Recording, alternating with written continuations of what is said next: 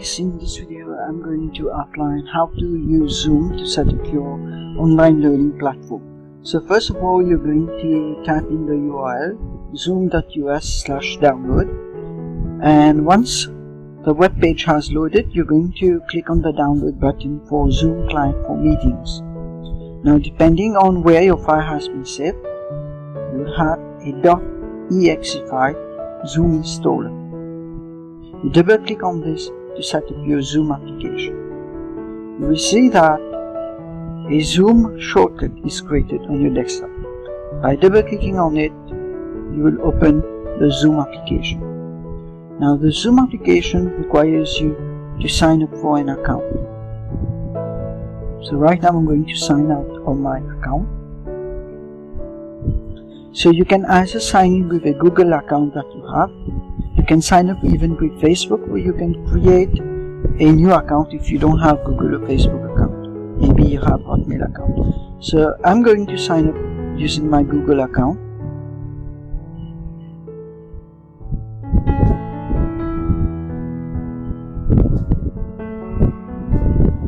Okay, it's going to ask you to enter your password and your email address.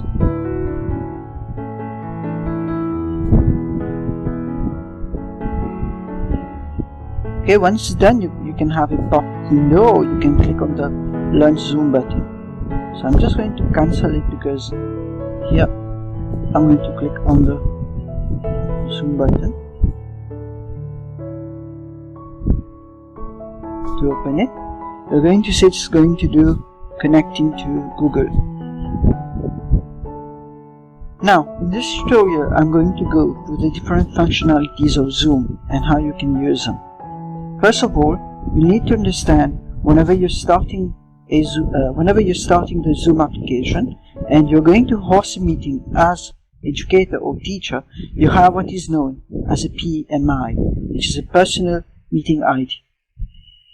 Since we're using a basic account, therefore we can't normally create custom PMI ID, but it's always better to use a PMI ID. Now, first thing, you need to set up your meeting. So for this, you click on the setting button here. So there are several options that it allows you. For example, we have the option for video. You can normally disable your camera and so on. You can also turn off your video when you're joining the meeting. Now, for audio, you can just fine-tune your microphone. You can even test your microphone. Now, considering sharing the screen, I would prefer not to discuss on this part. You better let those options by default. Then you can take a look to your profile, statistics, your bandwidth and so on. These are advanced users. So first of all, I'm going to show you how to host a meeting. If you see this arrow here, when you click on it, you can have the option start with video or use my personal ID. So I have uncheck start with my video because I don't want to appear visible to my students. So I can start a new meeting.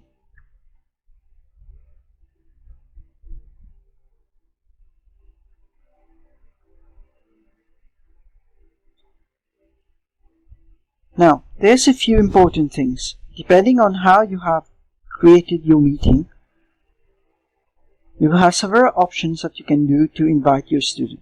You can share using a link, or you can give them your PMI, that is your personal meeting ID. But for now, I'm going to just show you how you can use Zoom itself for broadcasting. First of all, this is a microphone option. Okay, you can mute, you can unmute it, depending on how you're going to proceed with audio broadcasting. You can start your video for your webcam, or you can disable it. Next, you will have a list of participants that are going to join your meeting after you share this PMI ID. So you can look at it, how you can if you want to remove a participant, or you want to check if, let's say, all the students are attending your class, you can just look at the list of participants for that. Next, you have also a chat box. Okay, this is a Zoom chat box. Depending on the participation that you have, you can join in here.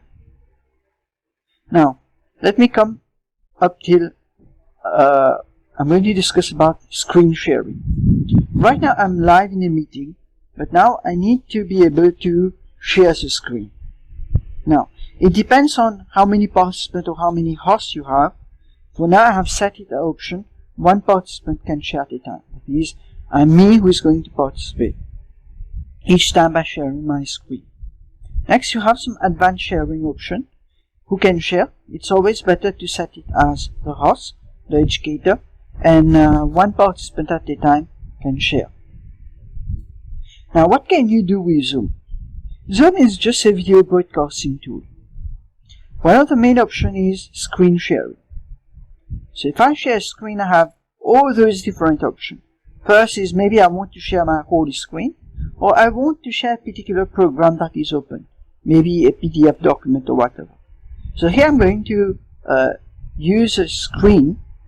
Okay, so whatever is going to appear, whatever you're going to do for the screen, on the screen, sorry, will be visible to all participants.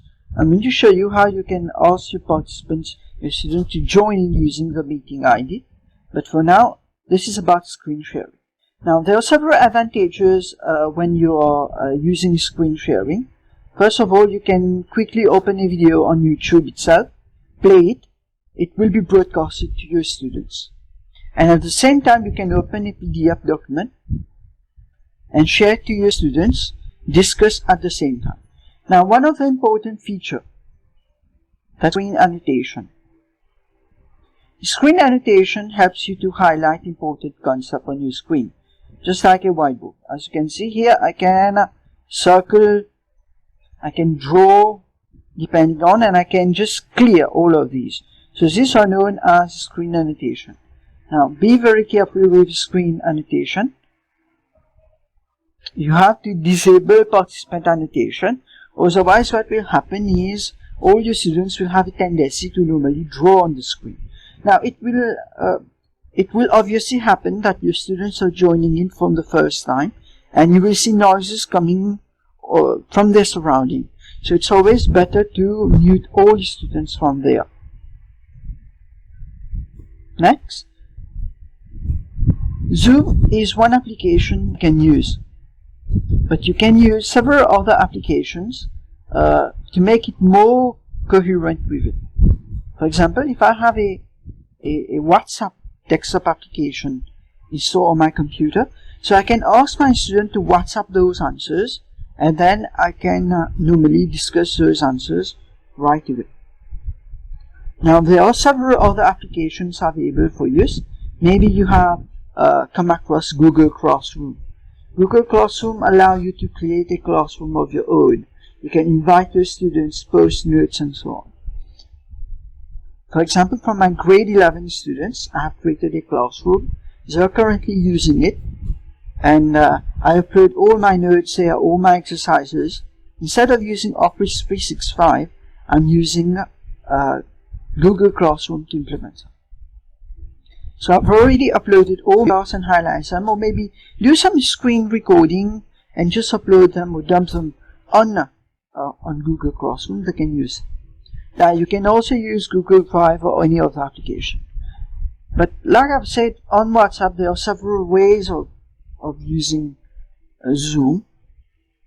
With it, you can, for example, set a question and then ask your student to send those answers via WhatsApp, and then you can just open the picture they have sent you of their classwork. Okay, so let me just give you an example quickly. Like I had a class earlier where students have been sending me answers. The way I was correcting it normally was to send me a picture from their copybook, and based on that I can open it and then discuss answers. So for example here,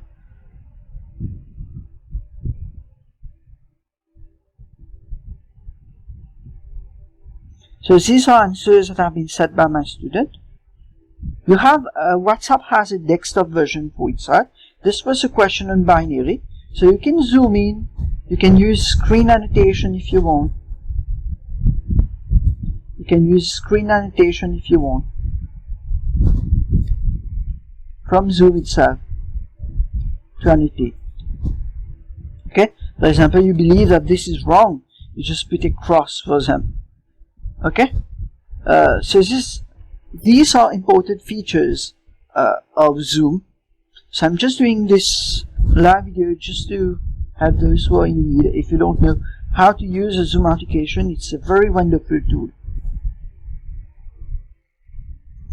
Okay, so you're going to see we have, when I click on more participants, you have the concept of waiting room, which means that all participants, all students that are going to be joining in using that meeting ID, they are going to be they will be joining in a waiting room, and based on that waiting room, I'm going to take the attendance of them so that they can join in after that. So there is no perfect way of normally using Zoom. You have to do it trial and error.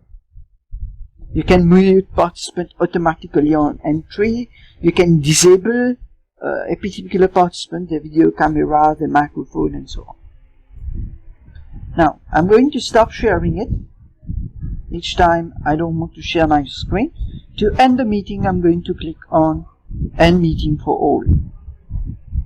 Now, let me show you how you're going to ask your student to join in. First of all, you have a PMI. Okay? You can copy this ID or note it on a WordPad document.